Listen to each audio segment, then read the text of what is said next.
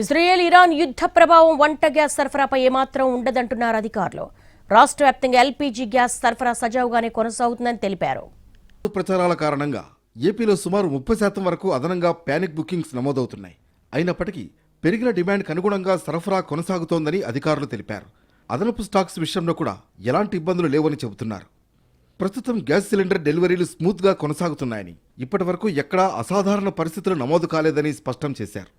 సాధారణంగా గ్యాస్ బుకింగ్కు 21 రోజుల period cap ఉంటుందని అధికారులు తెలిపారు.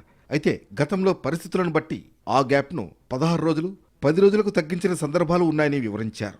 ప్రస్తుతం ముందస్తు జాగ్రత్తగా మళ్లీ 21 రోజుల స్టాండర్డ్ క్యాప్ అమల్లో ఉంచినట్లు వెల్లడించారు. ఏపీలో ప్రస్తుతం సుమారు 1,50,00,000 డొమెస్టిక్ ఎల్పీజీ కనెక్షన్లు ఉన్నాయి. అందులో ఉజ్వల యోజన కింద దాదాపు 50 లక్షల కనెక్షన్లు ఉన్నాయి. హోటళ్లు, రెస్టారెంట్లు, పరిశ్రమలకు కలిపి రాష్ట్రంలో సుమారు 3 నుంచి 4 లక్షల కమర్షియల్ ఎల్పీజీ వినియోగదారులు ఉన్నారు. రాష్ట్ర వ్యాప్తంగా 700కు పైగా గ్యాస్ డిస్ట్రిబ్యూటర్లు వినియోగదారులకు సేవలందిస్తున్నారు.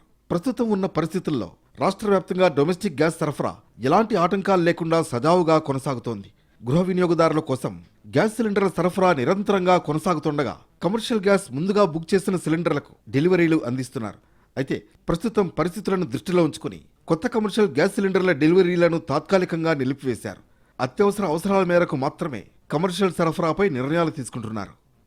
ఇక దేశంలో ఇంధన కొరత ఉందన్న ప్రచారాన్ని హెచ్పీసీఎల్, బీపీసీఎల్, ఐఓసీఎల్ వంటి ప్రభుత్వ చమురు సంస్థలు ఖండించాయి.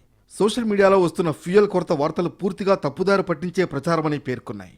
దేశంలో పెట్రోల్, డీజిల్ సరఫరా సమృద్ధిగా ఉందని, ప్రజలు ఆందోళన చెందాల్సిన అవసరం లేదని స్పష్టం చేశాయి. సోషల్ మీడియాలో వచ్చే తప్పుడు ప్రచారాలపై అప్రమత్తంగా